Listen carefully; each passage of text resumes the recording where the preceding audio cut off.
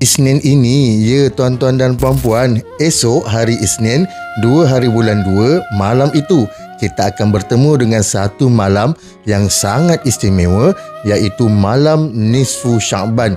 Tuan-tuan dan puan-puan, Imam Syafi'i rahimahullah menyebut ada 5 malam yang mustajab doa dan salah satunya ialah malam nisfu Sya'ban. Jom kita save jadual kita, pastikan malam itu kita tak sibuk dengan perkara-perkara yang melalaikan, tetapi kita isi malam itu dengan doa, zikir, baca Al-Quran dan memohon apa sahaja hajat kita kepada Allah Subhanahu Wa Taala. Tuan-tuan dan puan-puan, ini bukan malam biasa-biasa.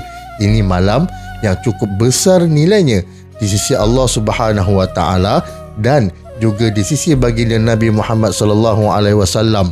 Jom sama-sama kita sebarkan peringatan ini supaya tak ada antara kita yang terlepas pada malam yang sangat hebat ini.